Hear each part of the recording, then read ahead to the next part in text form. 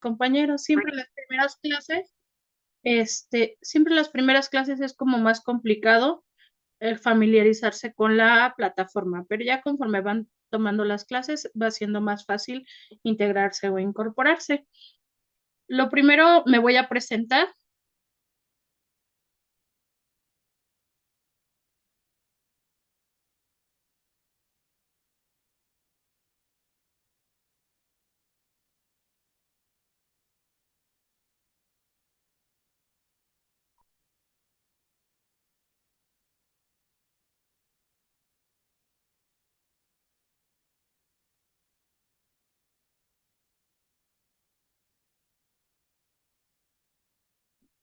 Mi nombre es Carla Adriana Negrete Pérez, soy médico titulado de profesión, egresada del Instituto Politécnico Nacional con un título de médico cirujano y partero, egresada también a nivel técnico preparatoria de Vocacional 6 Miguel Otón de Mendizábal, con un título de técnico laboratorista clínico y actualmente con dos maestrías, una en salud pública y una en salud materno-perinatal. ¿De acuerdo? Nuestra manera de evaluación será realizar un examen. El examen se envía en línea, se genera o se realiza dentro de la clase. Tiene un puntaje de 40% de nuestra calificación. En el transcurso de este parcial les dejo 3 tareas diferentes, tareas que envían al correo y tienen algunas especificaciones. Conforme vamos avanzando en las clases, les dicto la tarea y les digo las especificaciones de cada tarea.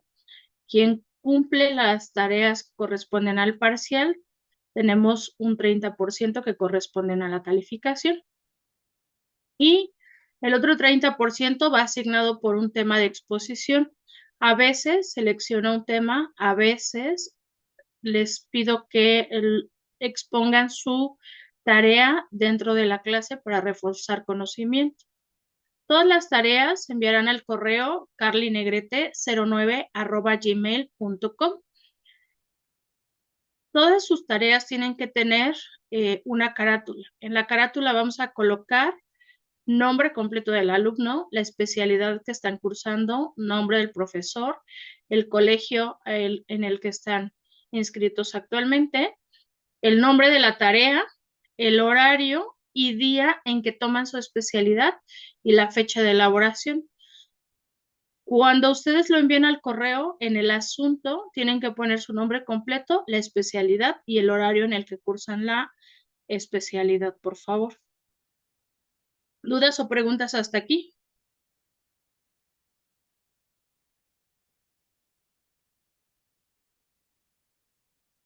Tenemos alumnas que están en asincronía y entonces en ellas es complicado que expongan porque ellos van enviando sus tareas y van tomando las clases de manera sincrónica, vaya la redundancia. Más sin embargo, cuando en esas personas que tienen la clase en asincronía, ellos tienen que enviar un video de la exposición de su tarea, de cualquiera de las 3 tareas que les corresponde o que les dejo, y ya yo lo iré viendo de manera particular con cada uno de los que están en asincronía. En anteriores grupos había pedido la participación porque se me hace que la clase es más amena, el que ustedes participen, interactúen en clase, más sin embargo, me di cuenta que las personas que están en asincronía pues no tienen validez esa participación, entonces no pueden aumentar calificación, por ende, en esta ocasión quité las participaciones, más sin embargo, aquellos que participen en clase tendrán como puntitos extras o décimas extras para cuando ustedes no alcancen calificación, pues de ahí podemos tomar puntos para poder ayudarles con su calificación.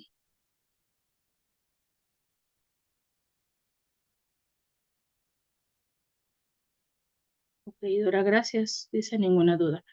Me gustaría que cada uno de ustedes se presentara para conocerlos un poquito más. Si me pueden vertir su nombre, a qué se dedican, si son técnicos, licenciados, especialistas, ya tienen algún doctorado, alguna maestría, en qué trabajan y cuál es la expectativa de tomar esta especialidad o este curso. ¿Alguien gusta presentarse?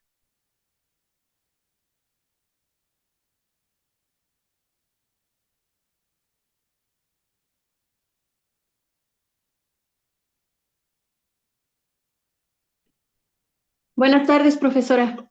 Hola, buenas tardes. ¿Me puedo presentar? Adelante. Buenas tardes, mi nombre es Victoria Casas. Soy enfermera, soy licenciada en enfermería. Trabajo en el Hospital Guadalupe Victoria, es un materno infantil. Soy del Estado de México. Desde hace mucho tiempo he querido hacer la especialidad, pues ya llevo 10 años trabajando ahí y a pesar de que, pues creo que sí ya tengo algo de experiencia, pero sí me gustaría reforzar los conocimientos para dar una mejor atención a mis pacientes. Muy bien, Victoria. Bienvenida. Gracias. Gracias. Buenas tardes, maestra. Igual Buenas tardes. me presento, mi nombre es Miguel Alba Martínez, soy licenciado en enfermería, actualmente radico en la Ciudad de México, trabajo en el ISSSTE Tláhuac. Igual cuento con un post técnico en enfermería pediátrica y con una maestría.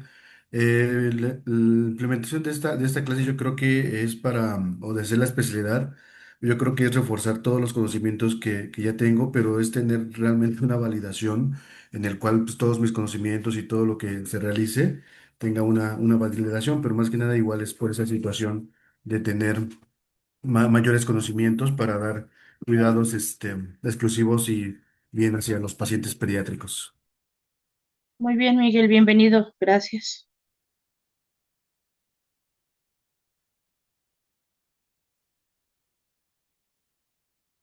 ¿Alguien más gusta presentarse? Buenas tardes, maestra. Yo, Lisbeth Trujillo Velasco, enfermera de Jalapa, del Centro de Alta Especialidad. Yo llevo laborando en pediatría cerca de más de 20 años y quiero reforzar como ahorita que me integré con ustedes, como dijo el compañero, para aportarle a mis pacientes más conocimientos de los que he adquirido durante el área de pediatría. Quiero reforzar más mis conocimientos teóricos porque prácticos, ahora sí siento que sí tengo muchas habilidades en el área de pediatría y me gusta mucho pediatría. Oh, muy bien, Liz. Bienvenida. Mucha experiencia. Vamos a aprender mucho de usted. Muchas Ay, gracias. espero que les pueda yo aportar. Gracias.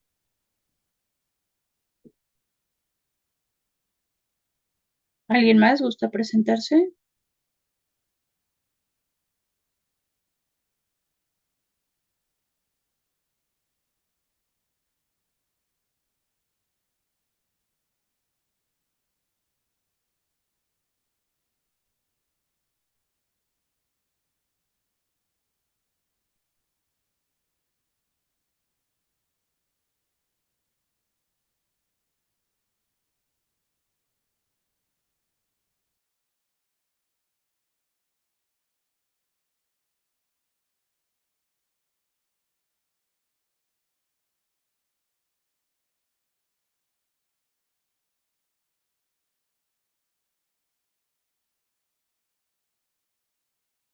Ok, creo que no. A veces hay algunos compañeritos de ustedes que están trabajando y bueno, pues están en clase a la vez y a veces les es un poquito complicado expresarse dentro de la clase. Voy a compartir mi pantalla. Vamos a iniciar con la clase del día de hoy. Vamos a empezar recordando algunos términos y un poquito de bioquímica.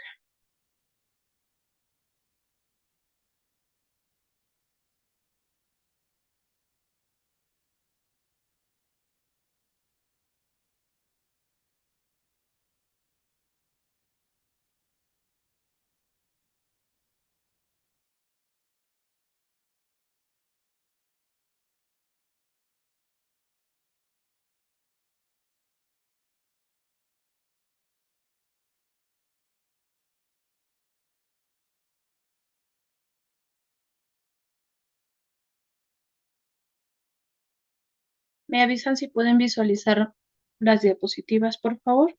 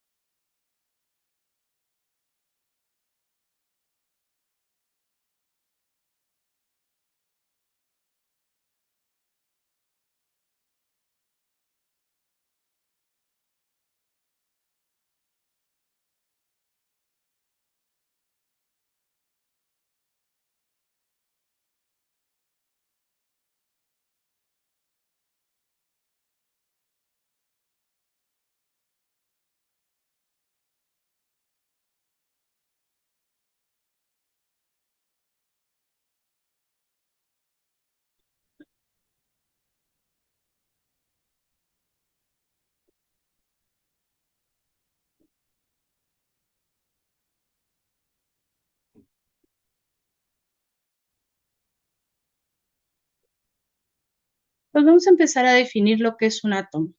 Y el átomo es la unidad básica de la materia que conserva las propiedades químicas de un elemento, compuesto por un núcleo que contiene protones y neutrones y que está rodeado por electrones. Comprendemos que el átomo es la partícula más pequeña de un elemento químico. Este participa en reacciones químicas, el cual nos ayuda a que esta reacción química mantenga sus características. Su estructura se divide en dos partes principales, en núcleo y en electrones, en donde el núcleo se encuentra ubicado en el centro del átomo, el cual contiene protones, que a su vez contiene cargas positivas, y neutrones, que a su vez tiene cargas negativas o no tiene carga. Es la parte más masiva del átomo y concentra casi toda su masa. Las partículas de electrones son cargas negativas que giran alrededor del núcleo en diferentes niveles de energía o capas electrónicas, lo que nos determina la reactividad química del átomo. Esta es una representación gráfica de lo que es un átomo. Tenemos nuestro núcleo, nuestros electrones, compuesto por protones y neutrones.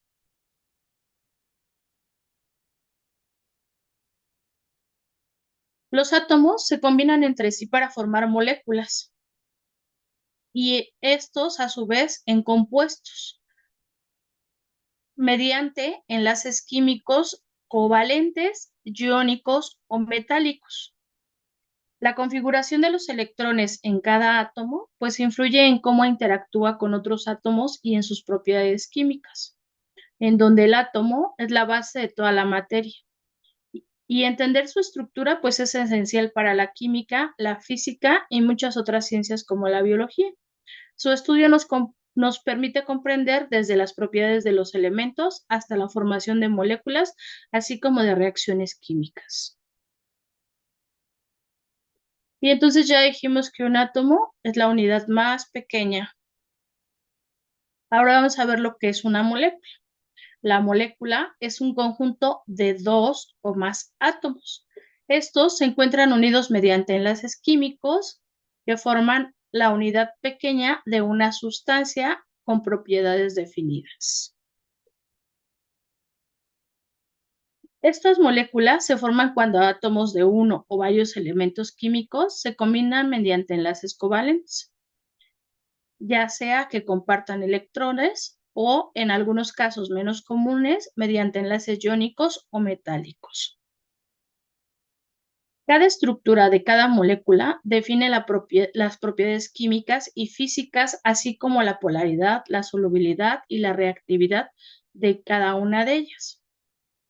Una molécula puede ser tan simple como el oxígeno molecular, que está compuesto de dos átomos de oxígeno, o más complejo como el ADN, que contiene miles de átomos organizados en largas cadenas. Aquí tenemos ejemplificado los tipos de moléculas que podemos encontrar. Como podemos ver, el oxígeno está compuesto de dos átomos de oxígeno. El agua tiene un átomo de oxígeno, dos de hidrógeno. El cloruro de sodio, que corresponde a la sal, y la glucosa, que son estructuras más complejas y que contienen mayor cantidad de átomos.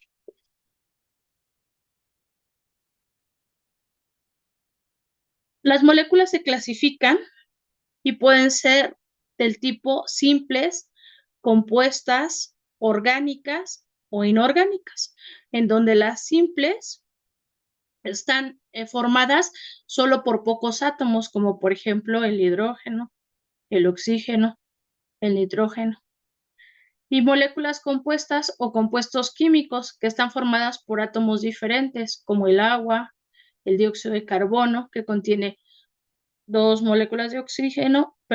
átomos de oxígeno y uno de carbono. Las moléculas orgánicas contienen carbono e hidrógeno y suelen formar parte de organismos vivos, como por ejemplo la glucosa, que está compuesta por más átomos, como por ejemplo contiene 6 carbonos, un hidrógeno, 6 oxígenos. Y las moléculas inorgánicas que generalmente no contienen ni carbono ni hidrógeno, como son el cloruro de sodio, que corresponde a la sal, o el ácido sulfúrico. ¿Cuál es la importancia de las moléculas? Pues las moléculas son fundamentales para la química, la biología y la física, ya que determinan las estructuras de la materia y su comportamiento. En los seres vivos, las moléculas orgánicas forman carbohidratos, proteínas, lípidos y ácidos nucleicos, los cuales son esenciales para la vida. En la química industrial, la manipulación de las moléculas pues, nos permite la creación de fármacos y materiales, así como combustibles.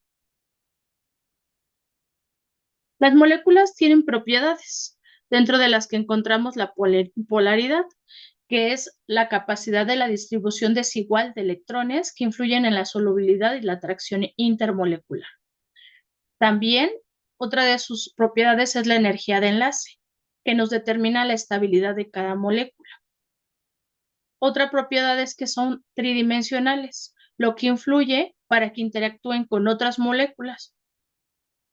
Este es un factor crucial en la biología molecular, así como en la farmacología.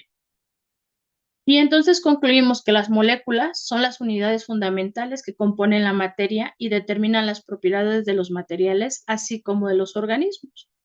La combinación de átomos y la estructura de los enlaces dentro de una molécula, pues son la clave para su función química y biológica.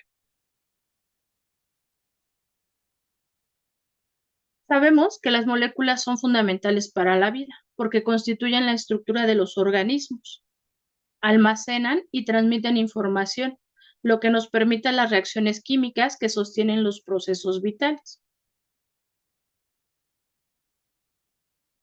Las moléculas biológicas forman la base de la estructura celular, como por ejemplo las proteínas, los lípidos, que de alguna manera integran la membrana celular, así como los organelos de la célula, mientras que los carbohidratos pues, nos proporcionan el soporte estructural y la energía de almacenamiento. Sin estas moléculas no podríamos mantener la forma ni interactuar con su entorno. Los organismos también dependen de las moléculas como la glucosa y los ácidos grasos, lo que nos ayudan a producir energía a través del metabolismo celular. Tenemos moléculas como el ATP, que se llama adenintrifosfato, que actúa como una moneda energética. Este compuesto nos suministra la energía necesaria para la contracción muscular, por ejemplo, la síntesis de biomoléculas o bien otros procesos vitales de los seres humanos. Los ácidos nucleicos, como el ADN y el ARN, son moléculas que también almacenan y transmiten información genética.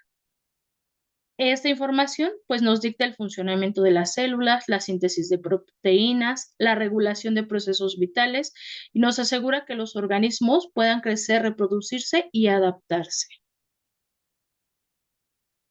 Las moléculas también nos sirven como mediadores de señales. Tenemos moléculas pequeñas como son las hormonas y los neurotransmisores, los cuales nos permiten la comunicación entre células y sistemas de nuestro cuerpo. Estas moléculas pequeñas regulan funciones esenciales desde la respuesta al estrés hasta el control del metabolismo, así como la reproducción. Las moléculas son la base de la vida, ya que forman estructuras, generan y almacenan energía, transmiten información genética y nos permiten la comunicación, así como la regulación de los procesos celulares. Y entonces de una molécula vamos a brincar a un gen. ¿Qué es un gen? En biología, el gen es la unidad básica de información hereditaria presente en el ADN.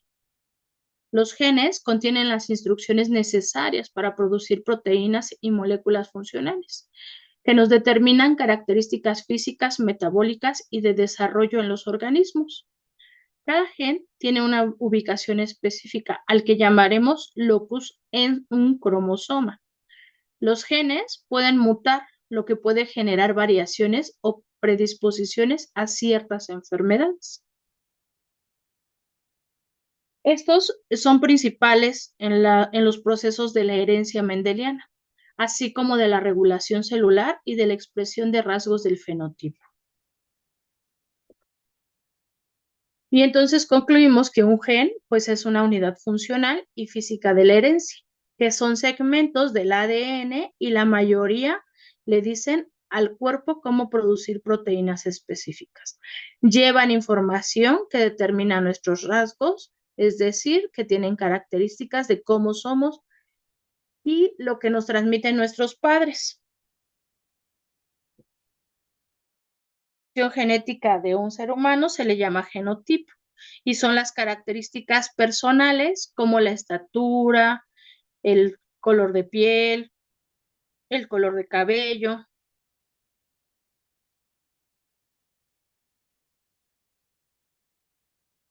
Tenemos que saber que en un gen, en un segmento de ADN, contiene las instrucciones necesarias para sintetizar una proteína o un ARN funcional.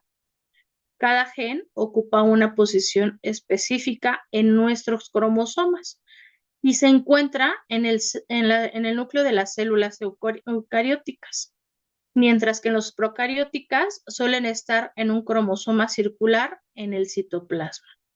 Los genes también pueden hallarse en organelos como mitocondrias y cloroplastos, más en organismos eucarióticos.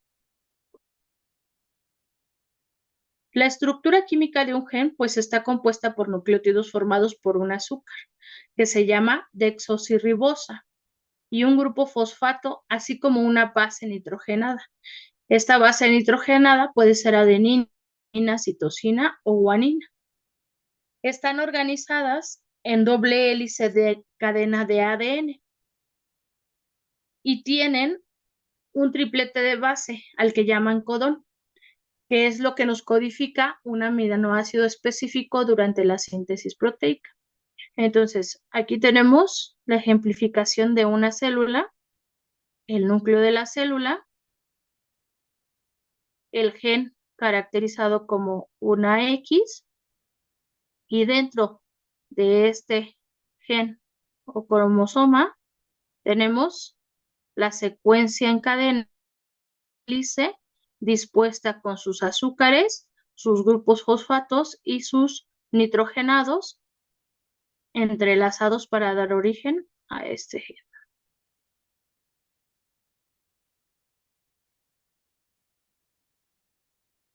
Cada gen tiene algunos componentes estructurales, de los cuales tenemos el exón, que es una secuencia de ADN que codifica la información para la síntesis de proteínas. Y tenemos otro componente que se llama intrón, que es la secuencia no codificante que interrumpe los exones y no se traducen, pero que pueden tener funciones reguladoras y son eliminadas durante el proceso de la transcripción del ARN. ¿A qué nos referimos con esto? Estas porciones que ustedes ven más engrosadas en nuestro diagrama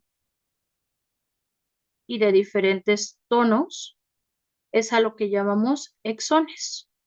Y esto que está más lineal, que une un exón con otro exón, es a lo que le llamamos intrones. Quien mantiene o quien tiene la información genética de esta estructura, pues son los exones. Los intrones solo le sirven a este gen de unión o de separación entre cada uno de nuestra codificación genética. Tenemos una región reguladora o promotora potencial que inicia con la secuencia 5 y termina en la secuencia 5UTR. También tenemos una región estructural o codificadora o codificante que inicia en la fracción 5UTR y termina en la fracción 3UTR. Y tenemos la región reguladora o terminadora, que inicia en el 3UTR y termina en el 3.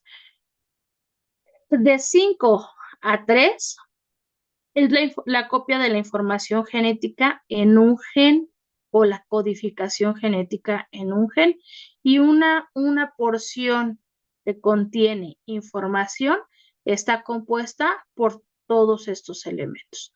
La región reguladora, la región estructural y la región terminadora, que tiene exones, tiene intrones y tiene la fracción 5, la fracción 3 y los transcriptores, que son 3 UTR y 5 UTR.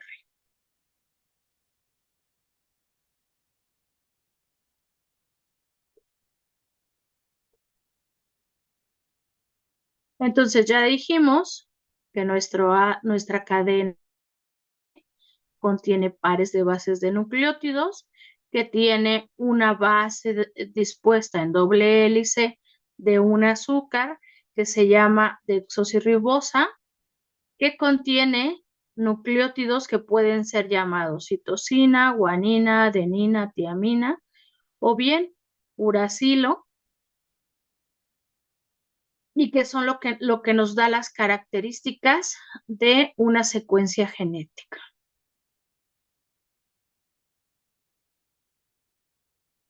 ¿Alguien ha escuchado hablar de lo que es una PCR?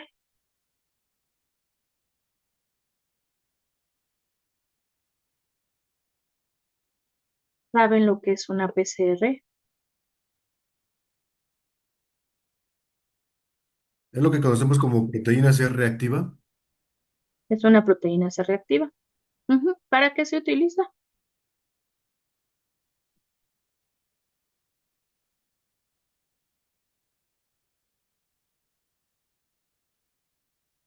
Pues tiene muchas funciones. Miren, tiene, por ejemplo, la principal es una codificación de cadena de ADN. ¿Para qué nos sirve eso? Por ejemplo, cuando tuvimos la pandemia actualmente de coronavirus, cuando tuvimos el brote de influenza y muy seguramente ahorita con antravirus o con ortovirus, cualquiera de los dos, lo que se hace es que se selecciona a nivel virus, a nivel bacteria, se toma el virus, se toma la bacteria y se le hace una degradación de ADN, donde vamos a tener una secuencia genética de las características específicas de cada uno de ellos. Y entonces de esa manera nosotros podemos saber qué tan lábil, qué tan maleable o bien qué tanta virulencia presenta cada uno de estos organismos. Y entonces de esa manera, consiguiendo la secuencia de estos aminoácidos o de este ADN, podemos observar de qué manera podemos generar, por ejemplo, una vacuna, ¿no? O un antídoto, o un antibiótico o un retroviral que que pueda debilitar, por ejemplo, la cápsula de esta bacteria o de este virus, o si tiene exotoxinas o endotoxinas. Se pueden visualizar las características. Eso es por el área de la investigación. En el área, les vuelvo a decir, de inmunología, pues la desdoblan para ver si es posible y es factible realizar alguna vacuna. En el área de biología, pues para ver las características, ¿no? Y, eh, y en el área de la medicina, la gran mayoría las utilizamos para ver diagnósticos. Se compara la secuencia genética por ejemplo, que se obtiene del aislamiento del virus en sangre o de la bacteria en sangre, y se compara con alguna con alguna secuencia que ya se tiene, y entonces nos sirve como diagnóstica, ¿no? Por ejemplo, la prueba para VIH está basada en una PCR.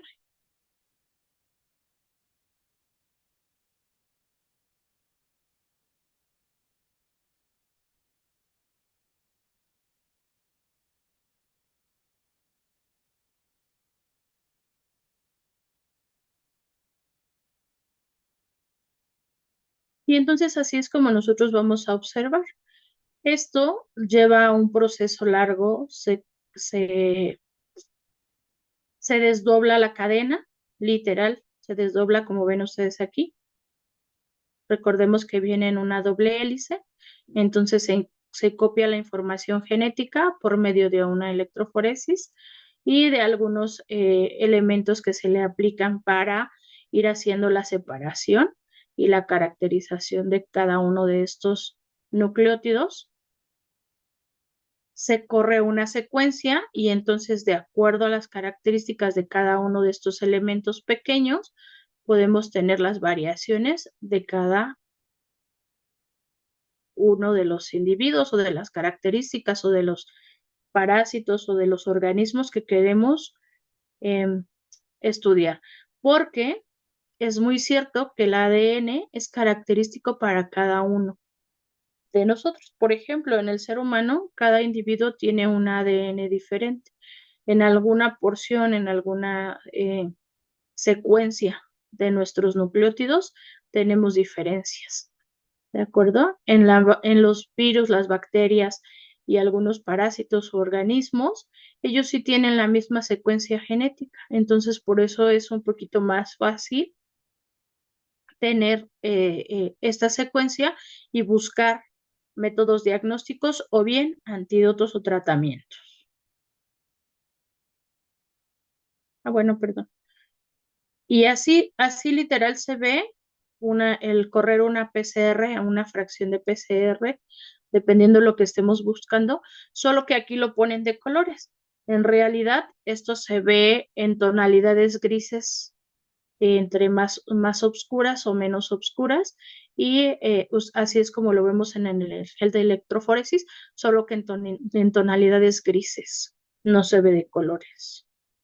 Y cada tonalidad pues está marcada y asignada por una porción en específico de ADN. Y entonces, bueno, ¿por qué empezamos a ver todo esto del átomo, la molécula, el gen y el ADN? Porque para poder comprender el funcionamiento de los seres humanos, pues tenemos que comprender su unidad más pequeña conformacional, ¿no? Y en este caso es la célula. La célula es nuestra unidad básica de la vida en el cuerpo humano y es la encargada de realizar todas las funciones necesarias para que los organismos puedan vivir, crecer y reproducirse. Y entonces tenemos como definición de la célula, pues la unidad estructural y funcional más pequeña de los seres vivos, que es capaz de realizar todas las actividades vitales por sí misma. Cada célula está rodeada por una membrana celular. Su función es el intercambio de sustancias con el medio externo. Y en su interior podemos encontrar diversas estructuras como el citoplasma, los organelos, que tienen estructuras especializadas, que tienen funciones específicas esenciales para la supervivencia de cada célula. La célula eucariótica es la que corresponde al ser humano y contiene un núcleo, el cual ya vimos que almacena la información genética en forma de ADN. Algunos otros tipos de células, como las células sanguíneas maduras, pues pueden carecer de núcleo, pero eso va dependiendo de la diferenciación de cada célula. ¿Cuál es la función de las células en el cuerpo humano? Pues tienen todas las funciones vitales de nuestro cuerpo, ya que son dependientes de la actividad celular. Nos producen energía por medio de las mitocondrias que generan ATPs mediante la respiración celular o proporcionan energía mediante las funciones del organismo y la síntesis de proteínas o moléculas que también van llevados a cabo por medio de los ribosomas y el retículo endoplasmático, los cuales producen proteínas y otras moléculas que son necesarias para la estructura y la función de tejidos y órganos. Las células también nos dan transporte de sustancias a través de la membrana celular que regula la entrada y salida de nutrientes, gases, desechos, mantienen el equilibrio interno, al cual llamaremos homeostasis y veremos con mayor detalle más adelante. Nos ayudan con la reproducción mediante dos formas de división que le llamamos mitosis y meiosis, lo que nos permite el crecimiento, la reparación de tejidos y la reproducción de cada organismo. Estas células pues también se comunican a través de señales químicas o eléctricas, lo que nos da la coordinación de actividades como la contracción muscular, la respuesta inmunitaria o la secreción de hormonas. Un conjunto de células pues se agrupa y nos da un tejido, que a su vez estos tejidos agrupados nos forman órganos y estos órganos forman sistemas, lo que nos permite que el cuerpo funcione de manera coordinada. Sin las células, está de más por decirles que los procesos vitales como la digestión, la circulación, la inmunidad y la transmisión de información nerviosa pues no serían posibles, ya que la célula es la base de la vida y su estructura y su función pues son esenciales para el mantenimiento, crecimiento y la reproducción de cada ser humano.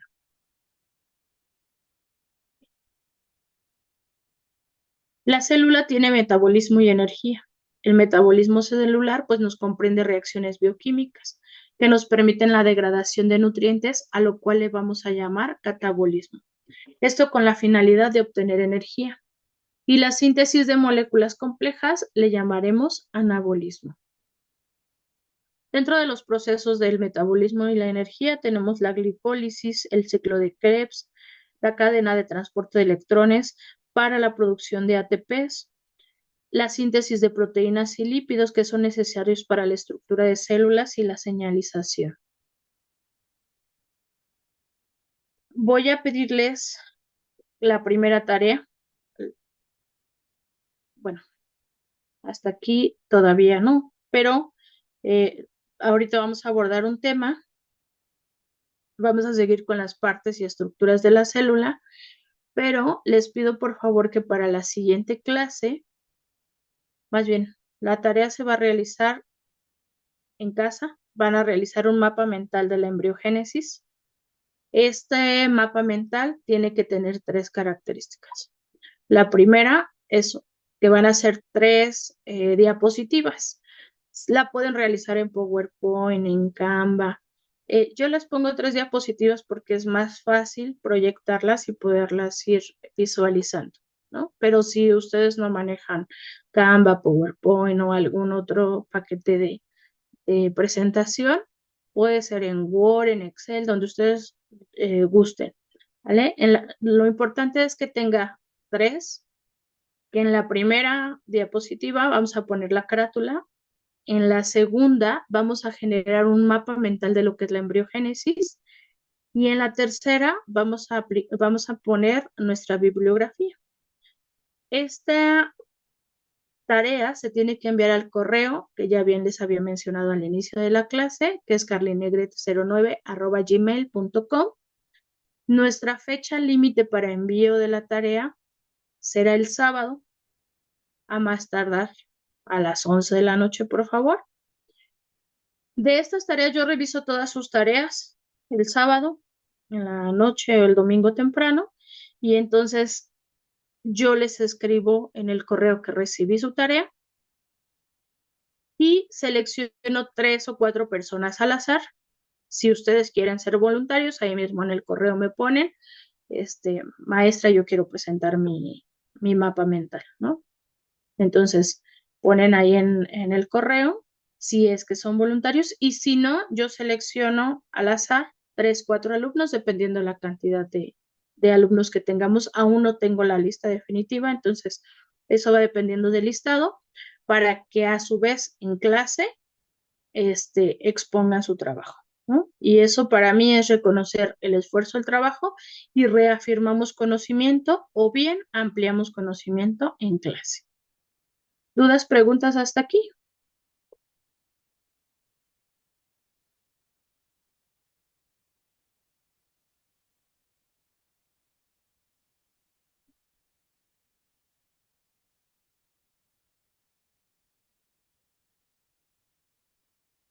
Ya les había comentado al inicio de la clase que esta vez no nos va a contar como participación en clase, más sin embargo, cuando ustedes tienen un promedio, pues más o menos en el examen, que es donde a veces creo que les va un poquito con menos puntaje, a mí me sirve para aumentarles décimas o para ayudarles con su calificación. Y pues aquellos que les faltan décimas para alcanzar un 10, pues también de ahí tomamos esos puntos, ¿de acuerdo? ¿Dudas, preguntas hasta aquí con la tarea? No, No, maestra, ninguna ningún. duda, todo bien. La puede repetir, maestra, es que a mí me sacó de Zoom y la verdad perdí la secuencia con ustedes. Claro, con gusto. Regreso a la diapositiva.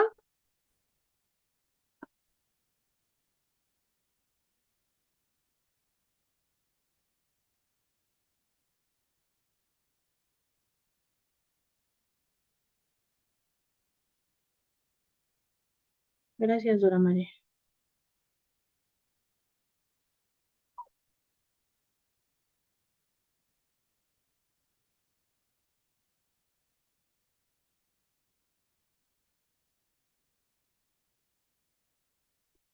Aquí está, mire, en PowerPoint, Canva, Word, Excel, donde usted se acomode en paquetería de su computadora, va a realizar un mapa mental de la embriogénesis.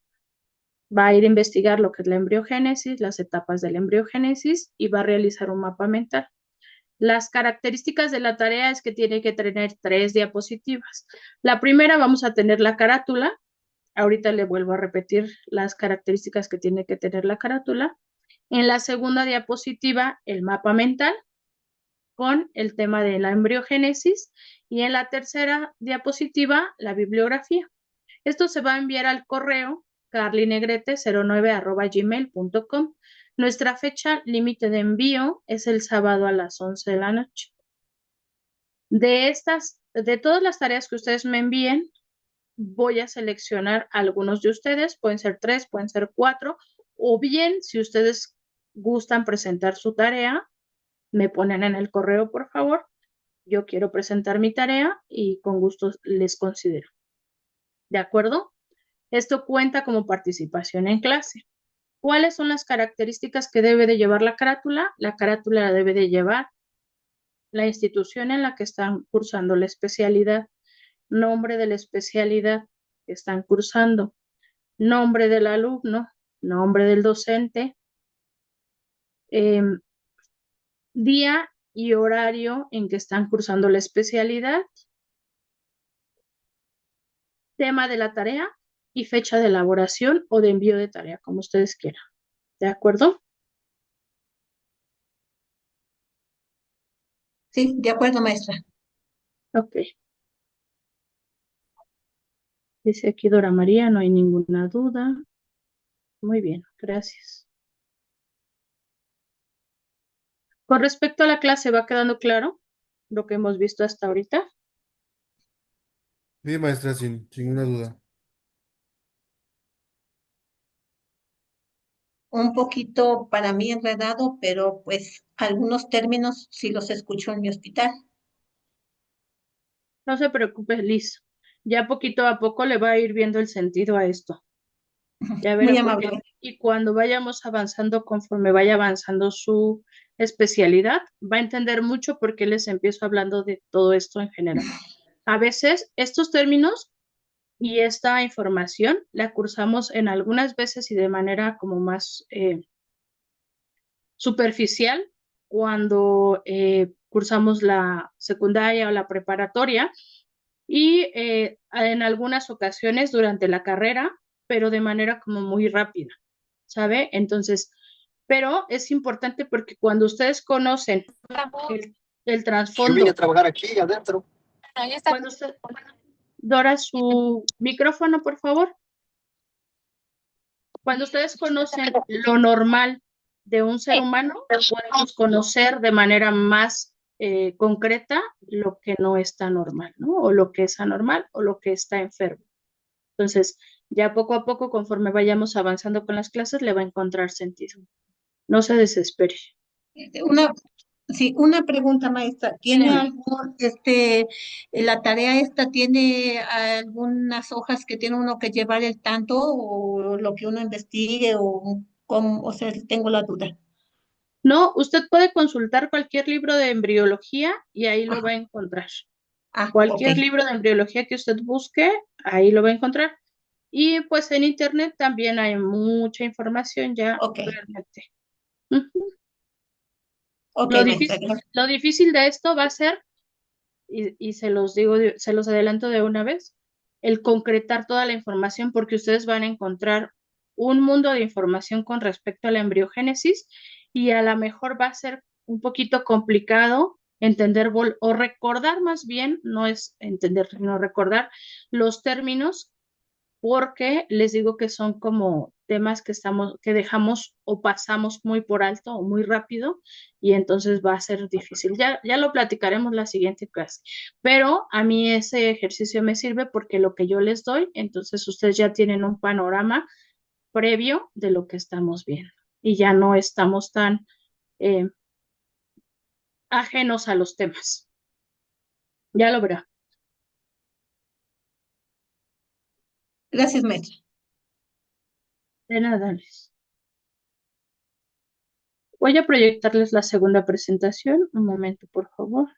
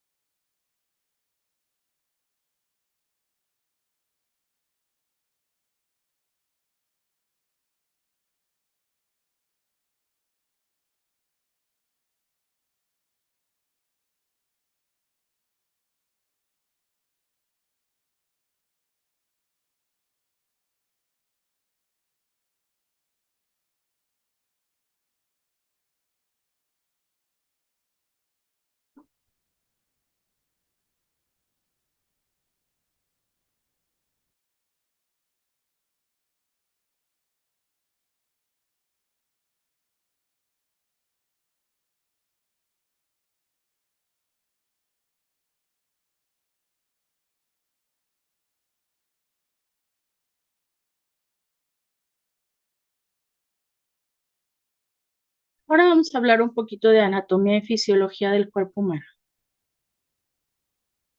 Fíjense que la célula fue descubierta por Roberto Hooke en 1635, donde la identificó como si fueran unas celdas de corcho o la comparaba con las celdas de corcho. Anthony Van Leeuwen en 1674 la llamó animalculos porque la comparaba con animalitos que habían observado en el agua.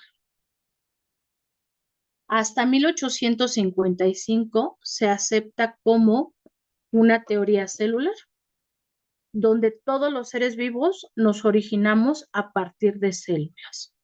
Entonces, como podemos observar, la célula se descubrió desde 1635, pero hasta 1855 se le da la importancia. Tenemos que saber que los organismos unicelulares, la célula es la que desempeña todas sus funciones, pero en los pluricelulares, pues cada célula tiene diversas funciones de acuerdo a su estructura y su organización. Una de las bases genéticas es que todos los seres vivos deberían de provenir de células.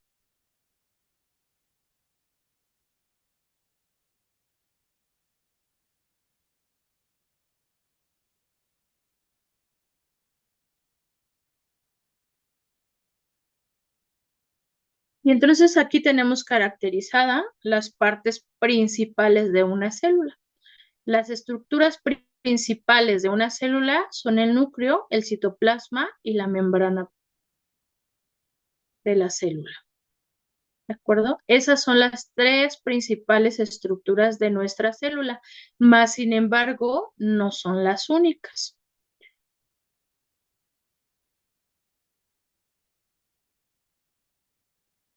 Las células se clasifican en dos, ya sea en eucarióticas, que contienen un ADN dentro del núcleo, es una célula más grande, tiene membranas internas, un núcleo y conforman a los animales y a los vegetales, ¿no?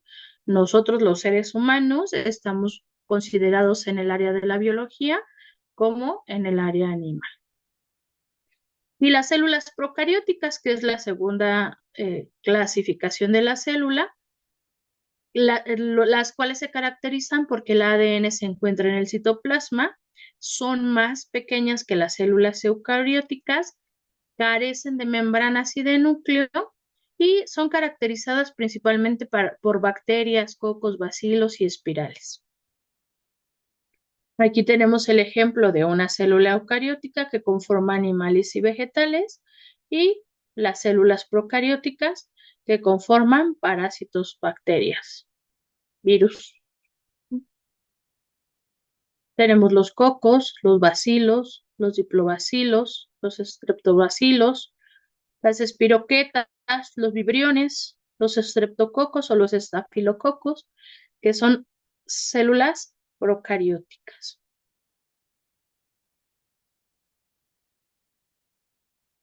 La célula se compone de los siguientes elementos.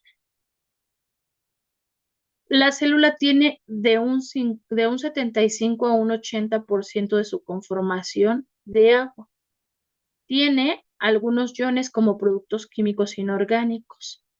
Contiene cationes como son sodio, potasio, hidrógeno y aniones como es el cloro. Su estructura y su función corresponde del 10 al 20% de proteínas y del 2% de lípidos, fosfolípidos o colesterol, que esto corresponde a las grasas. También está conformada por hidratos de carbono, que corresponden a un 1%.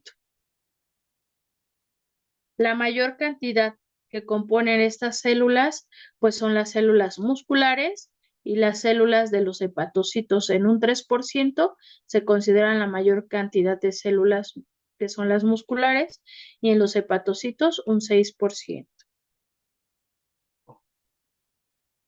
Un cuerpo humano tiene 100 billones de células y cada célula tiene líquido intracelular que corresponde dentro de la membrana y líquido extracelular que circunda o está por fuera de la membrana celular. Esto, con más detalle lo veremos más adelante, nos va a dar o nos va a ayudar con la homeostasis.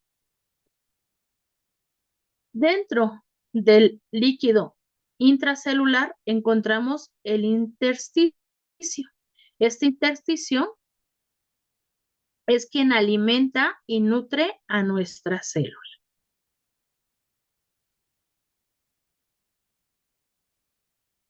Aquí tenemos un gráfico de lo que es una célula con todas esas estructuras. Tenemos el núcleo, el centriolo, los ribosomas, el retículo endoplásmico rugoso, retículo endoplásmico liso, la membrana celular, el citoplasma y la mitocondria que nos va a dar la energía.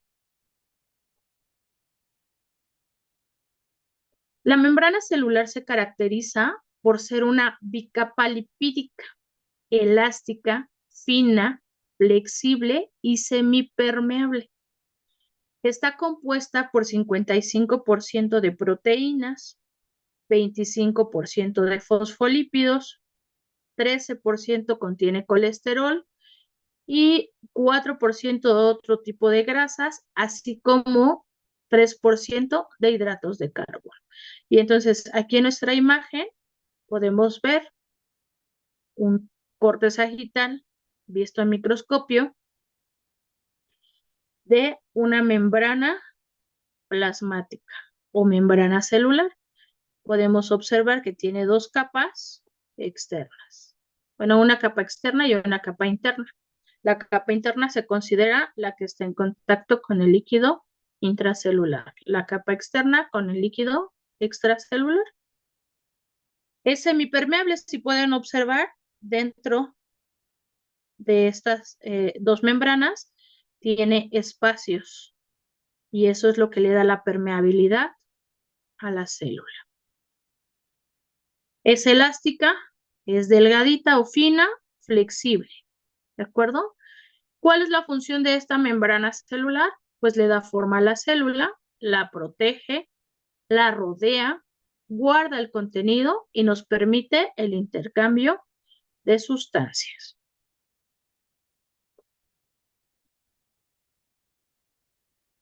Como bien dijimos, la membrana celular pues está formada de una bicapa lipídica. Recordemos que el lipídico corresponde a grasas y entonces de las cuales tenemos colesterol y fosfolípidos. Por eso en la actualidad se sabe que el colesterol, el consumo de colesterol en nuestra alimentación pues no es malo, ¿no? Y el consumo de grasas con moderación tampoco es malo, porque son elementos que son formadores de nuestras células y que son necesarios para nuestro metabolismo. Dentro de los dos lípidos que contiene esta bicapa, pues son los fosfolípidos, el colesterol. El colesterol nos determina el grado de permeabilidad de las sustancias hidrosolubles y los fosfolípidos tienen cabeza y cola, ¿no? Aquí podemos ver un fosfolípido que tiene una cabeza, que tiene un fosfato hidrófilo y una cola lipídica que es hidrófoba. Hidrófoba repele al agua, hidrófilo o hidrofílico tiene afinidad por el agua, ¿vale? Y entonces eso estos dos elementos de colesterol y fosfolípidos son lo que nos van a ayudar a transportar los elementos a través de la membrana al interior o bien expulsar al exterior de la célula.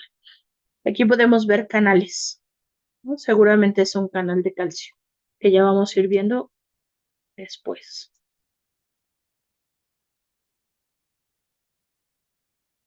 Esta membrana nos ayuda al intercambio de líquidos y nutrientes. Puede ser por dos medios o por dos tipos de transporte. El transporte puede ser pasivo o el transporte puede ser activo, donde en el transporte pasivo no necesitamos de energía o de ATPs.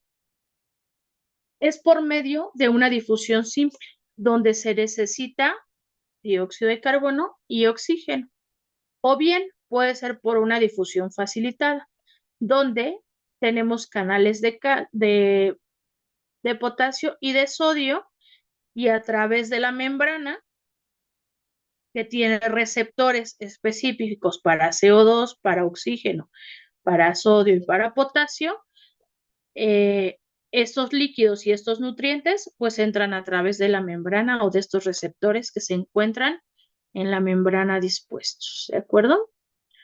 A este proceso le vamos a llamar ósmosis, ya lo vamos a ver con detenimiento también.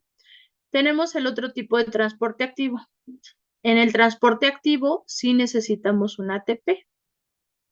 También tiene canales receptores en la periferia o en la membrana. Más sin embargo, necesitan de energía para hacer estos canales, para que estos canales tengan apertura.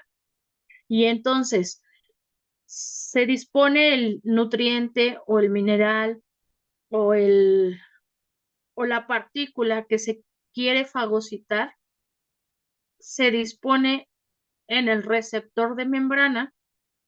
Este receptor de membrana como su nombre lo dice, lo fagocita, lo encapsula, lo introduce a través de la membrana, lo optimiza, toma lo que necesita, desecha lo que no necesita y absorbe lo que requiere y desecha lo que no requiere, ¿no?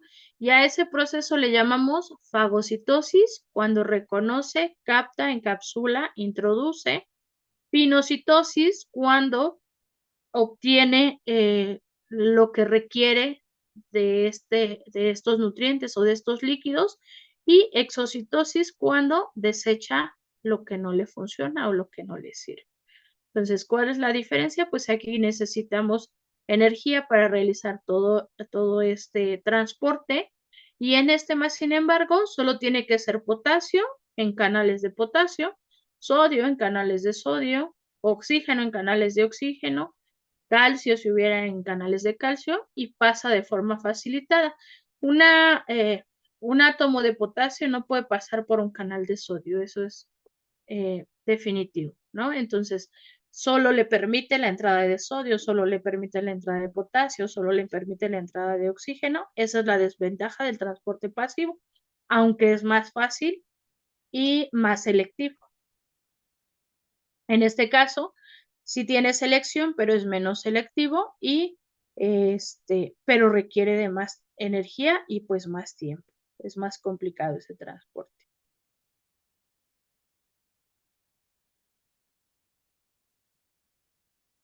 Esto ya lo vimos.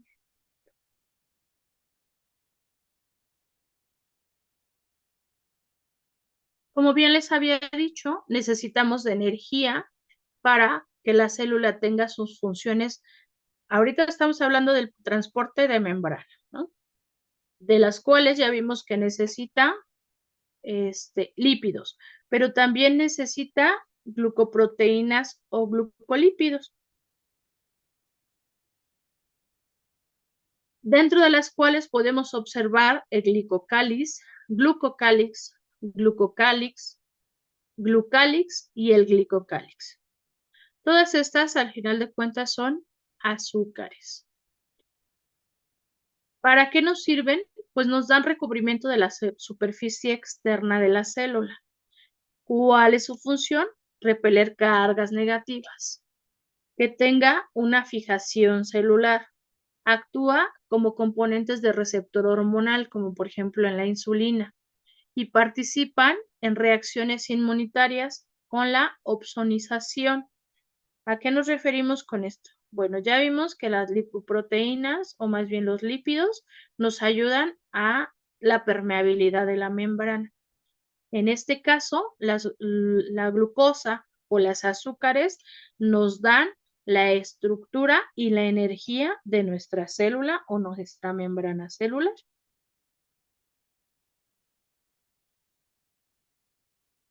Dentro de la célula tenemos un medio acuoso que está formado por, o más bien, que se conoce como citoplasma.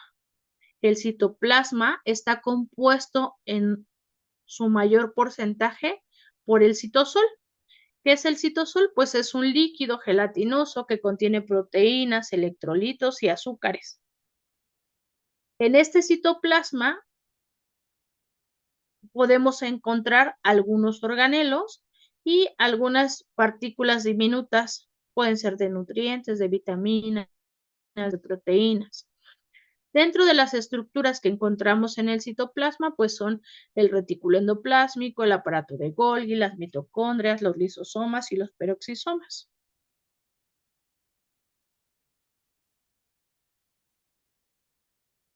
Y entonces, como bien les dije, en el citoplasma tenemos el retículo endoplásmico. El retículo endoplásmico es el encargado de sintetizar las sustancias de la célula. Hay de dos tipos, el rugoso o el liso. El rugoso también se llama granular y el liso se llama agranular. El rugoso, su característica es que se encuentra unida a la membrana nuclear.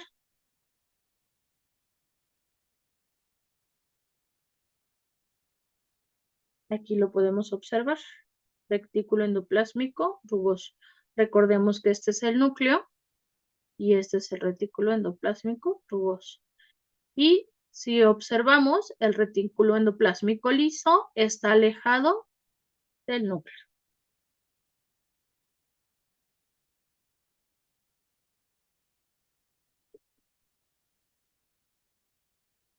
El retículo endoplásmico rugoso contiene ribosomas. Estos ribosomas contienen el ARN y las proteínas. ¿Para qué nos sirven? Pues porque nos van a ayudar a sintetizar nuevas moléculas proteicas en cada célula. Como característica del retículo endoplásmico liso, pues es que carece de ribosomas. Entonces, este solo nos va a ayudar a sintetizar sustancias lipídicas, como son el fosfolípido y los colesteroles, para aportar la permeabilidad a la membrana celular. Otro organelo que tiene la célula muy importante es el aparato de Golgi. Aquí tenemos retículo endoplásmico rugoso, ¿ya vieron? Núcleo, la cadena de ADN y el aparato de Golgi que está pegadito al retículo endoplásmico rugoso.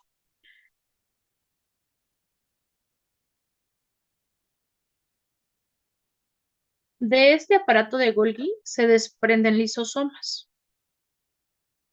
Estas lisosomas lo que hacen es que procesan o empaquetan la mayoría de la sustancia que sintetiza el retículo endoplásmico rugoso.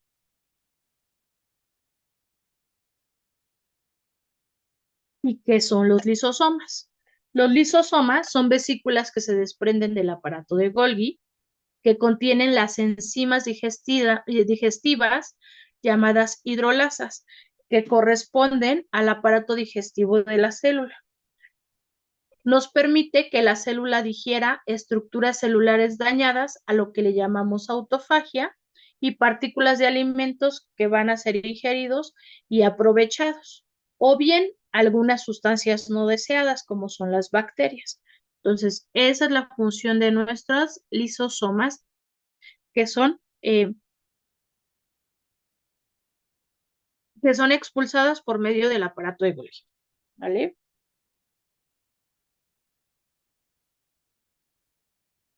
También esta célula tiene compuestos que se llaman peroxisomas. Estos peroxisomas son organelos similares a los lisosomas, solo que estos provienen del retículo endoplásmico liso y no del aparato de Golgi. Estas peroxisomas pues contienen oxidasas, a diferencia de los lisosomas que contienen hidrolasas. Y ya vimos que las hidrolasas son el aparato digestivo celular, pero las oxidasas se encuentran en abundancia en los hepatocitos. No contienen hidroxilasas y están compuestas de peróxido de hidrógeno, o bien lo que nosotros conocemos como agua oxigenada. Y no es más que la unión de oxígeno más hidrógeno. Estas peroxidasas se condensan o se encuentran en abundancia en los hepatocitos, que son las células del hígado. Y entre mayor peroxisomas tengamos en nuestras células hepáticas, mayor tolerancia tenemos a la ingesta de alcohol. Entonces, estas personas que ingieren mucho alcohol y que nosotros decimos que toleran mucho el alcohol, o que toman y toman alcohol y nada más no llegan a la embriaguez, es porque sus células hepáticas tienen abundante secreción de peroxisomas, porque son las que nos da la oxidación del alcohol.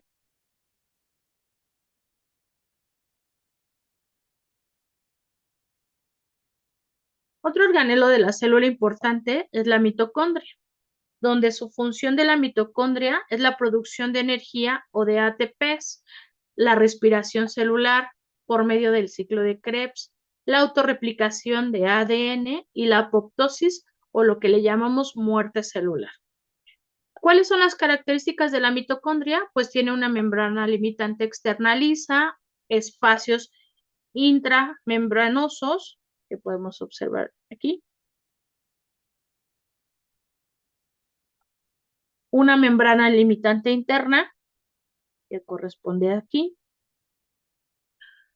Pliegues internos, a los cuales le llamamos crestas mitocondriales, que son todos estos pliegues o estas vueltas que vemos aquí. Y la matriz mitocondrial, que contiene el líquido interno, que contiene el ADN y que nos va a ayudar a la replicación, y es donde se forman los ATPs o la energía de nuestra célula. ¿Para qué nos sirve un ATP?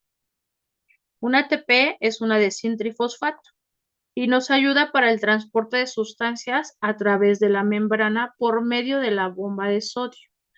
Nos da la síntesis de compuestos químicos, el trabajo mecánico.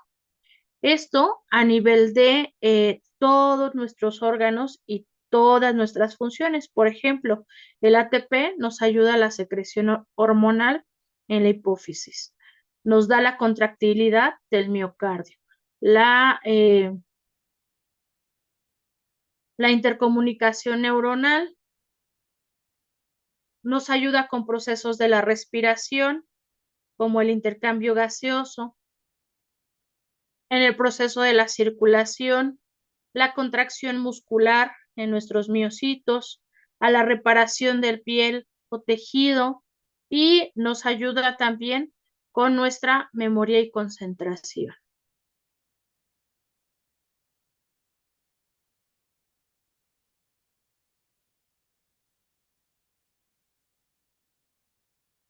Vamos a ver que la membrana celular, como bien les había dicho, tiene dos tipos de transporte, el transporte pasivo y el transporte activo. Tenemos dentro de la célula, o más bien en la periferia de la célula, una bomba que se llama bomba de sodio y potasio o transporte a través de la membrana. La bomba de sodio y potasio no es más que una enzima transmembrana que presentan todas las células animales, que nos ayudan a regular activamente las concentraciones de sodio y potasio dentro de la célula, así como fuera de la misma. Su acción nos mantiene un gradiente eléctrico esencial para los procesos como la transmisión de impulsos nerviosos, la contracción muscular y el equilibrio de fluidos corporales. Esta bomba, como ya les había dicho, funciona mediante transporte activo. Utiliza energía, perdón, que es liberada por la hidrólisis del ATP, en donde cada molécula de ATP expulsa 3 iones de sodio hacia el exterior de la célula e introduce 2 iones de potasio hacia el interior de la célula. Perdón.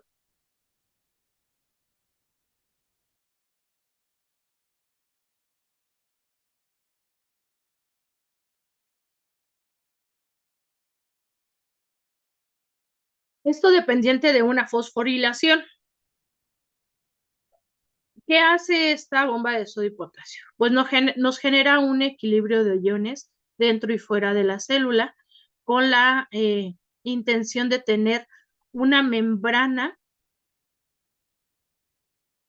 con carga negativa en aproximadamente menos 70 milivoltios. Y dependiendo de la célula, es la concentración que se tiene que tener de iones dentro y fuera de la célula. ¿Qué es esto de lo que les hablo? Tenemos receptores en la membrana de sodio y tenemos receptores de potasio. Cuando yo tengo un exceso de sodio dentro de la célula o un exceso de sodio fuera de la célula, tengo que tener un equilibrio de 3:2, ¿no? 3 de sodio por 2 de potasio. Entonces, ¿qué pasa? Cuando yo tengo mucho sodio fuera de la célula y poco sodio dentro de la célula, esta bomba que se encuentra dispuesta en la membrana capta sodio y expulsa potasio mediante un fósforo, o viceversa. Cuando tengo mucho sodio dentro de la célula, la membrana o esta bomba capta el exceso de sodio e introduce potasio para neutralizar o para darle el potencial de gradiente de concentración a esta membrana celular. ¿De acuerdo? Y entonces no es más que eso, el estar de manera continua, intermitente, introduciendo potasio, sacando sodio, introduciendo potasio, sacando sodio, o viceversa, introduciendo sodio, sacando potasio. Y para esto requerimos un ATP que cuando se junta con un fósforo para realizar su trabajo, se llama ADP. Y no es más que quien nos ayuda a usar este sodio. Entonces tenemos la captación de 3 moléculas de sodio, de 3 átomos de sodio, un ATP, un fósforo, un fosfato que expulsan el sodio y 2 potasios que introduce nuestra membrana. Y todo esto solo para tener un gradiente de concentración en la membrana. ¿Por qué? Porque es importante para que pueda realizar sus funciones.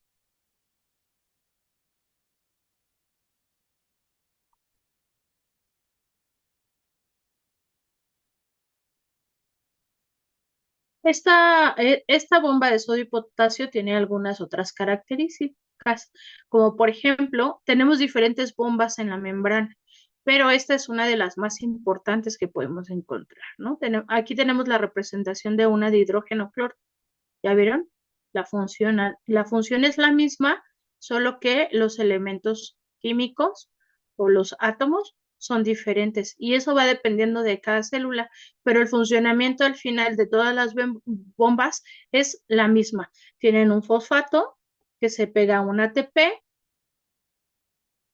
y que nos da la misma función de expulsar e integrar dentro de la célula los elementos químicos. Esta bomba de sodio y potasio pertenece a una bomba de clase P que se denomina ATPasa y está formada por al menos una subunidad alfa, una subunidad beta y que nos dan la estabilidad y la localización de la proteína. En algunos casos podemos observar una subunidad gamma que nos modula la actividad de esta bomba. Solo es de conocimiento, realmente es quien nos da la estabilidad a esta bomba de sodio y potasio, pero realmente no tiene como gran función o no se ha descubierto gran función de estas subunidades, más que de estructura y de estabilidad de esta bomba.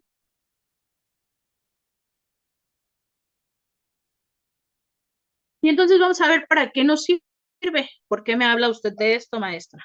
¿No? ¿Por qué es tan importante? Pues es que este equilibrio nos da el funcionamiento correcto para mantener el volumen celular y la presión osmótica.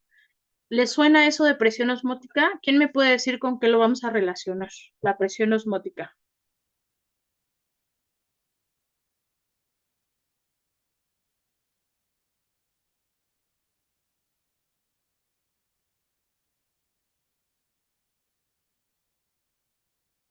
¿Le suena presión arterial?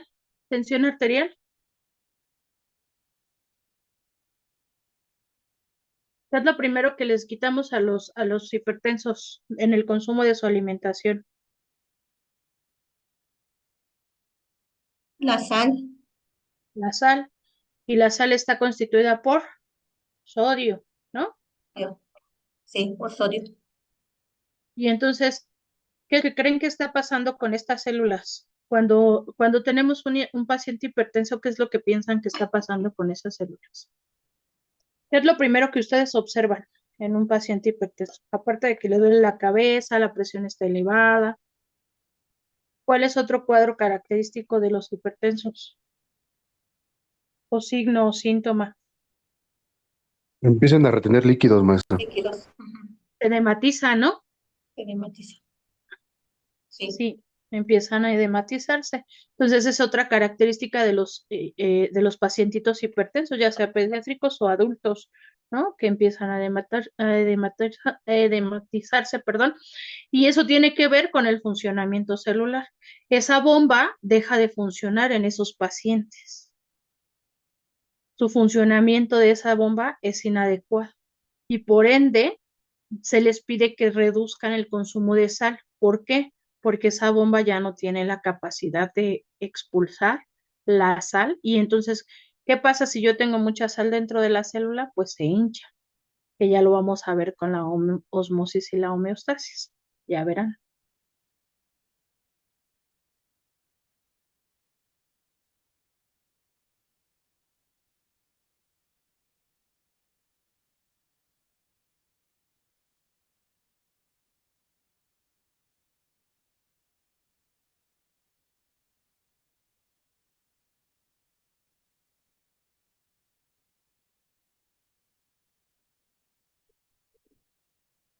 Fíjate.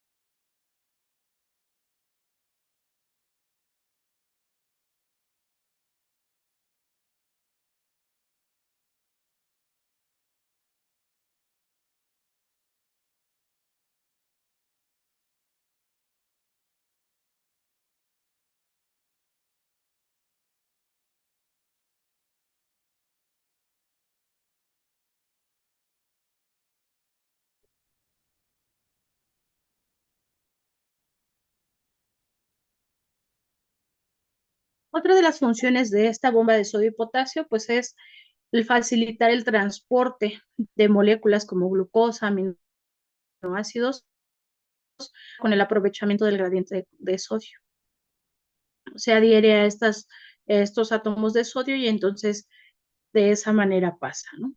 Nos ayuda a prevenir enfermedades relacionadas con las mutaciones o la disfunción de la bomba, como la parálisis periódica hipocalímica, la hipertensión, la insuficiencia cardíaca y la enfermedad renal. Entonces vamos a hablar de ósmosis. Y la ósmosis no es más que el proceso que nos permite que las células regulen el equilibrio del agua y solutos, manteniendo la integridad y la función vital. La ósmosis no es más que el movimiento del agua a través de una membrana semipermeable desde una región con menor concentración de solutos hacia una con mayor concentración de solutos. Entonces, aquí tenemos dos soluciones y una membrana semipermeable. ¿Dónde tenemos mayor cantidad de solutos? Del lado izquierdo, visto de frente. Y tenemos menor cantidad de solutos del lado derecho, visto de frente.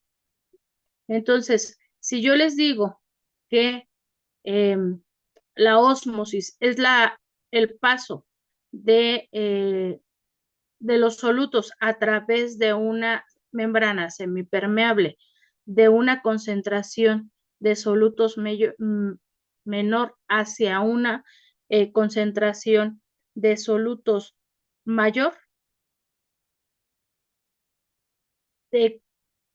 de qué lado a qué lado pasaría el líquido, más bien si pasaría el líquido en estas soluciones. Tenemos lado izquierdo, mayor concentración, lado derecho, menor concentración. ¿Hacia qué lado creen que van a pasar el líquido?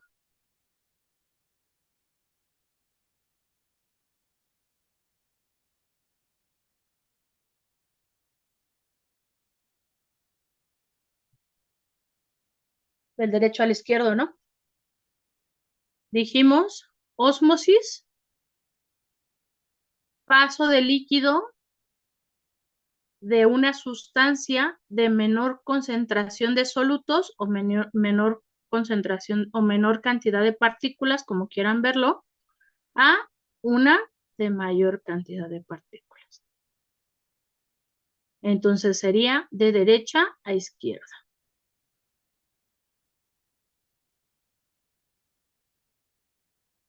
¿Recuerdan lo que es una solución hipotónica, una solución hipertónica, una solución isotónica?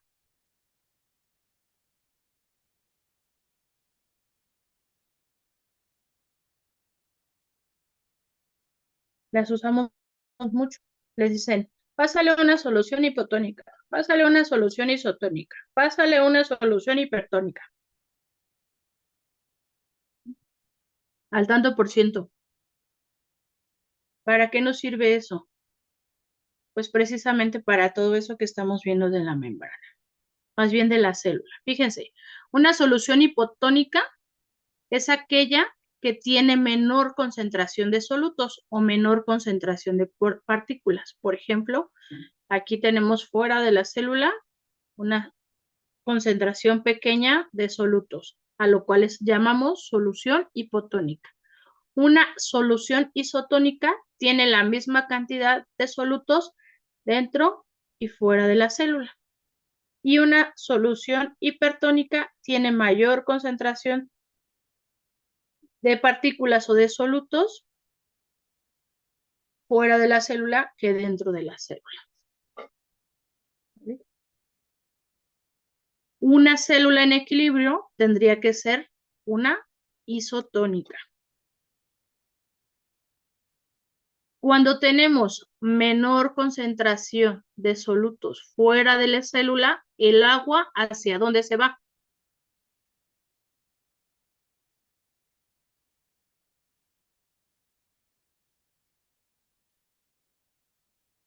De acuerdo a lo que vimos acá atrás. ¿Adentro o afuera de la célula?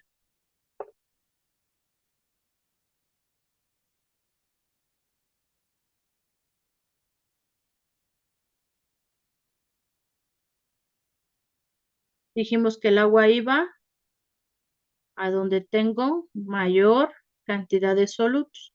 Entonces, ¿qué va a pasar si esta agua o este líquido entra dentro de la célula? ¿Qué le va a pasar a la célula? Se va a hacer grande y luego se va a hinchar. Y esta célula se puede hinchar tanto que se puede reventar, ¿no? Y morir. Más sin embargo, en una célula que tengo solución hipertónica fuera de la célula y que tiene menor cantidad de solutos dentro de la célula, ¿qué va a pasar con el agua de esta célula? Se va a ir al medio extracelular. ¿Qué va a pasar con esta célula? Se va a deshidratar, ¿sale? Y así es como yo voy a hacer el manejo de líquidos. Si yo tengo una célula deshidratada, ¿qué le voy a poner a ese paciente? ¿Una solución hipotónica, una solución isotónica o una solución hipertónica? ¿No será hipertónica porque le falta? Hipertónica porque le falta. Ujú. Pero recordemos que fuera de la célula tenemos muchos solutos, o mucho sodio, mucho potasio, mucho cloro, mucho hidrógeno, mucho nitrógeno. Cuando tengo ¿Sería mucho, una solución hipotónica? una solución hipotónica. Es correcto. ¿Para qué? Para que el agua entre a la célula. Exacto. Y se hidrate, ¿no? Sí. ¿Sí o no? Y en una célula que tengo hinchada, ¿qué voy a hacer? Ahí sí sería la hipertónica Es para que correcto, salga el agua. para que encontremos un equilibrio. ¿Ya vieron? Sí, sería Y, lo contrario de la hipertónica. Ujú. y que encontremos un equilibrio Equilibrio. celular. Ujú. Sí. Porque recordemos que tenemos que tener un equilibrio para el Ujú. funcionamiento adecuado de nuestra célula. De la célula. Ujú. ¿Ya vieron cómo va Sí. una cosa de la mano con la otra? Ujú. Ya le vamos Sí. encontrando pies y cabeza, ¿no? A esto. Un poco. ¿Cuáles son las funciones de la ósmosis en la célula? Pues el mantenimiento del equilibrio hídrico, al cual llamamos homeostasis, que vamos a ver la siguiente clase, por cierto. Y la ósmosis, pues nos ayuda a que las células mantengan un volumen estable. Si una célula pierde demasiada agua en una solución hipertónica, puede arrugarse o colapsar, mientras que si gana demasiada agua en una solución hipotónica, puede hincharse excesivamente y romperse, como bien les había dicho. La ósmosis también nos sirve para el transporte de nutrientes y desechos, ya que regula el flujo del agua, nos facilita la disolución de nutrientes y la eliminación de productos de desecho, lo que nos contribuye a un entorno intracelular óptimo para reacciones bioquímicas. Nos ayuda con la presión osmótica y la turgencia. Solo en las células vegetales se genera turgencia. En las células animales no tenemos turgencia, donde esa turgencia lo que hace en las células vegetales es que mantiene la rigidez de los tejidos y permite que las plantas se mantengan erguidas, ¿no? Entonces, también cuando nosotros tenemos una plantita que por ahí ya está marchitándose o más bien se ve más apagada con las hojitas más colgando, entonces aplicamos la homeostasis o la ósmosis y vamos a tener una planta más hidratada. Esta función de la ósmosis en las plantas pues nos ayuda a la fotosíntesis y la estructura de órganos de los vegetales, ¿no? Ya que esta ósmosis está vinculada con el movimiento de los iones y los solutos, pues nos permite que las células se encuentren equilibradas, tanto en su concentración interna contra el medio externo y nos garantiza pues el correcto funcionamiento de cada proceso como la transmisión. Tenemos más organelos dentro de la célula que son de importancia, como el citoesqueleto, que está conformado por microtúbulos, por filamentos y microfilamentos. Los microtúbulos pueden contener flagelos, cilios, centriolos y se encuentran dispuestos a lo largo de toda la célula. Estos microtúbulos lo que contienen son proteínas motoras. Aquí podemos ver los diferentes tipos de microtúbulos que son filamentos medios, microtúbulos o filamentos de actina, ¿no? Tienen diferentes formas, aunque la función es la misma, la conformación de proteínas motoras. Los filamentos que conforman el citoesqueleto, pues son la actina, la queratina y nos dan el anclaje de los organelos. Es como en el cuerpo humano, el esqueleto o el sistema óseo es quien nos da nuestro soporte corporal, así también en nuestra célula, todas las estructuras pues no se encuentran flotando, sino se encuentran dispuestas dentro del citoesqueleto.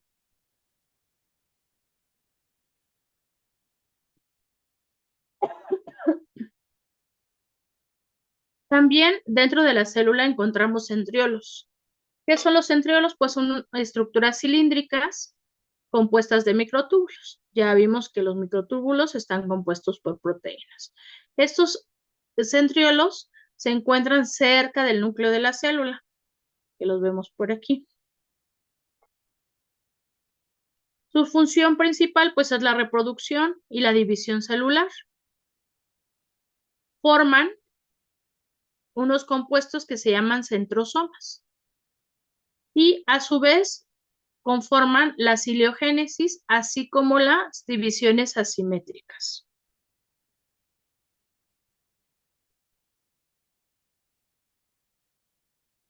Una de las estructuras muy importantes de nuestra célula y que no hemos visto hasta ahorita, pues es el núcleo. Y es más que la esfera que se encuentra dentro de la célula. Es como si fuera el cerebro de nuestra célula. Es su centro de control. Es el que coordina todas las funciones vitales de la célula. También nos ayuda al control de la reproducción celular. Todos los cromosomas que contienen este núcleo están compuestos de 46 cromosomas, a excepción de las células germinales, que solo tienen 23. Esto es importante que lo recuerden porque la próxima clase vamos a ver por qué las células germinales o gonadales solo tienen 23 cromosomas.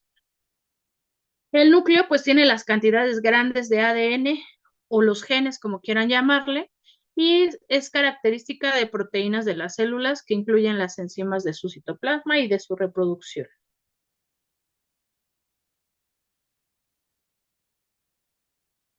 Este núcleo tiene un nucleolo, que es el cuerpo granular dentro del núcleo. Tiene mayor densidad que nuestro núcleo. Y este nucleolo, a diferencia del núcleo, está formado por ARN y proteínas. ¿Cuál es su función? Pues nos sintetizan y ensamblan el ARN ribosomal. Esto con la finalidad de tener una transcripción del ADN. Recordemos que el ARN es una copia del ADN de esta célula que nos va a dar origen por medio de un ARN mensajero a otra célula con la misma constitución. Y otro organelo que tenemos dentro de la célula que es de gran importancia, pues es la vacuola. La vacuola es quien le va a dar el almacén a la célula.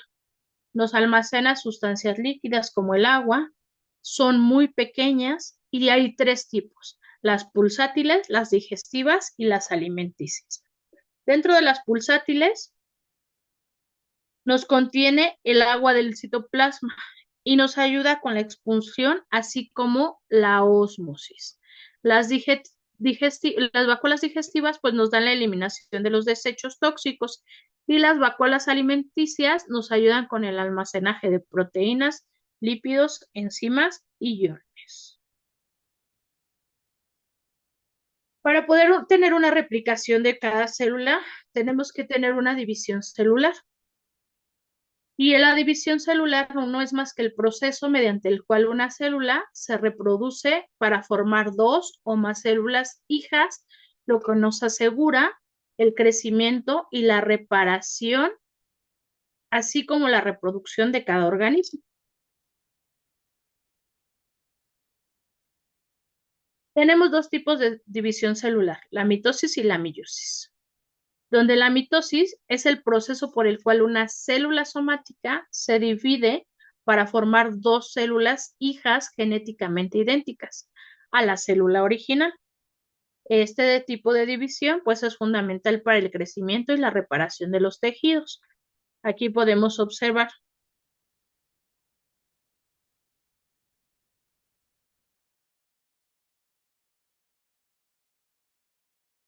que tenemos la información genética o la conformación del ADN. Entonces, esta se divide en 2 iguales para dar origen a otras 2. ¿Qué es lo que sucede? Esta información genética se multiplica, ¿no? Y ya nos da origen a 2 iguales, una azul y una verde. Estas migran cada una a cada polo de esta célula. Ya que está dispuesta en cada polo de cada célula, entonces se genera una membrana en medio de cada una de estas de la información genética, lo que nos da la división de esta célula en dos con la misma información genética. Y a eso le llamamos mitosis.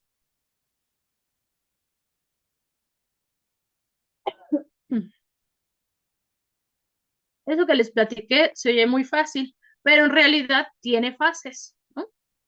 Tenemos varias fases para esta división de mitosis. Tenemos la profase, la metafase, la anafase, la telofase y la citocinesis. En donde la profase, los cromosomas se condensan y el núcleo comienza a desintegrarse, que es lo que les decía aquí. Hay la duplicidad de la información genética. En la metafase, los cromosomas se alinean en el ecuador de la célula, o sea, se disponen cada lado. En la anafase, las cromátidas hermanas se separan y se mueven hacia los polos opuestos. Cada una se dispone de cada lado en cada polo.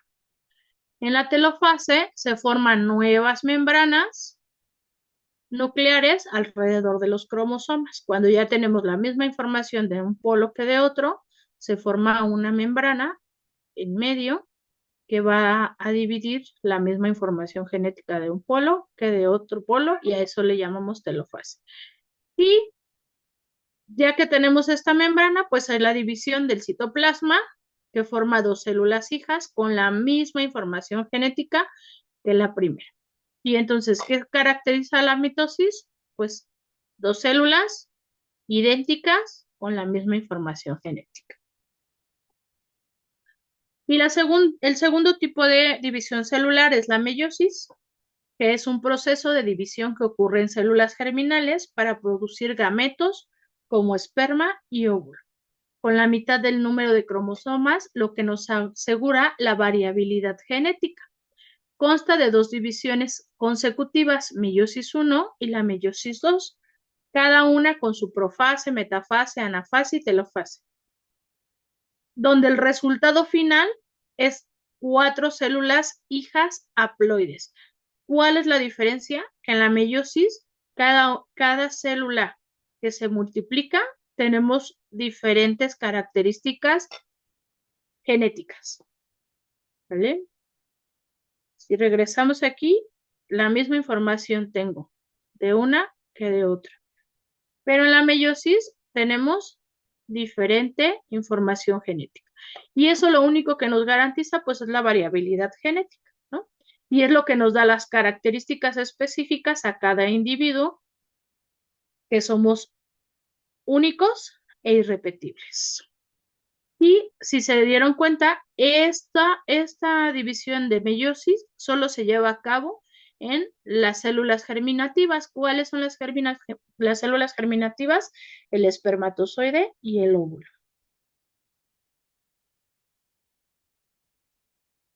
Estas células germinativas, pues, son las que dan origen a un nuevo ser.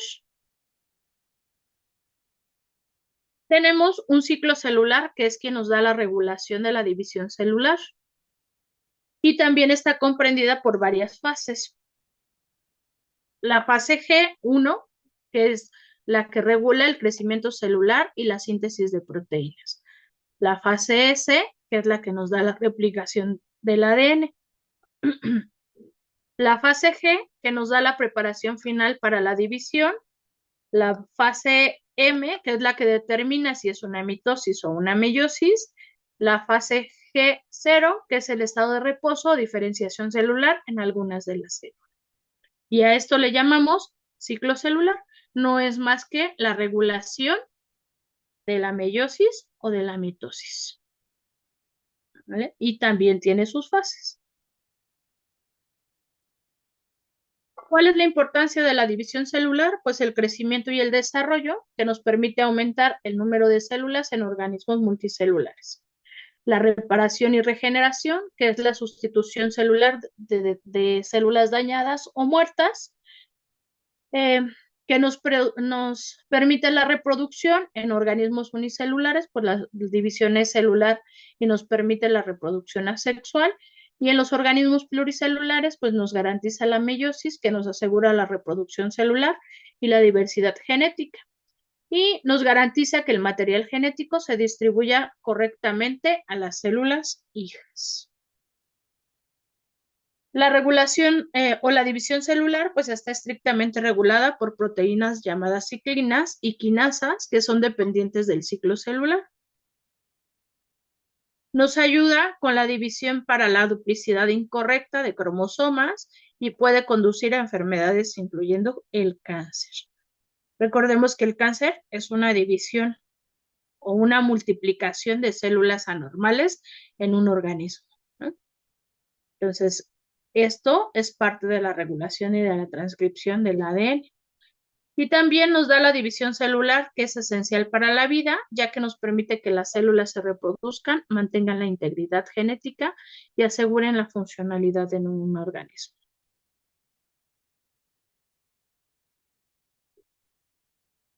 Y hasta aquí le vamos a dejar el día de hoy con la clase. ¿Alguien tiene dudas o preguntas con respecto a lo que hemos estado viendo hasta ahorita?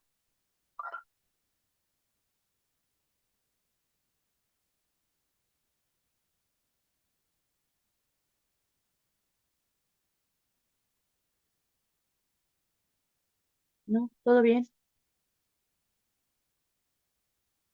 Muy bien. Bueno, a mí sí se me hace un poquito difícil este tema, pero lo bueno es que va a quedar grabada la clase y lo podemos volver a estudiar. ¿Quién dijo yo? ¿Gabriela?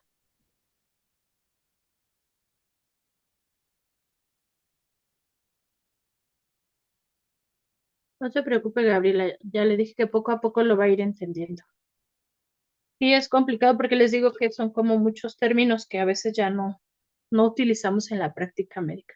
En apariencia, ¿no? Porque ya les demostré cómo vamos a, por ejemplo, el manejo de soluciones, cómo va determinado de una manera simple. ¿Cómo determino qué solución voy a manejar en cada paciente? Sin tantas fórmulas, ¿no?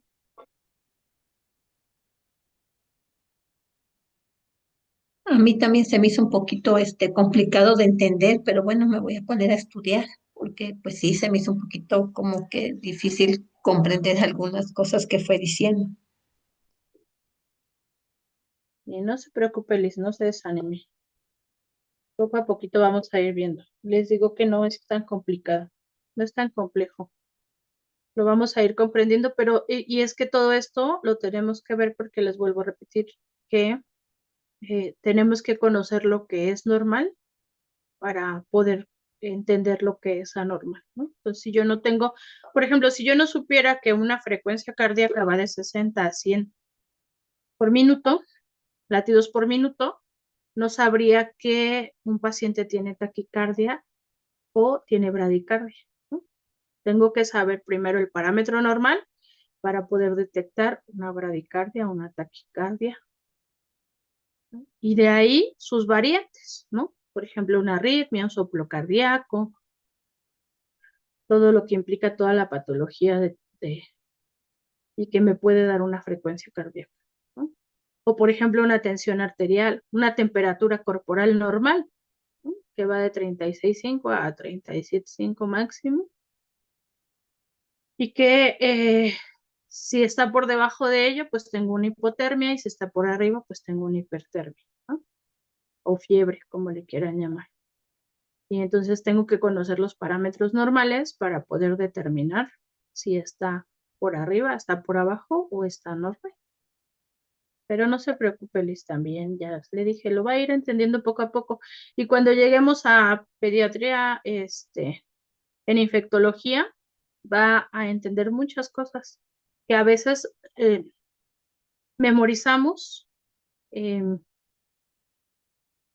eh, o aprendemos en la práctica, mas sin embargo no comprendemos por qué suceden las cosas, ¿no?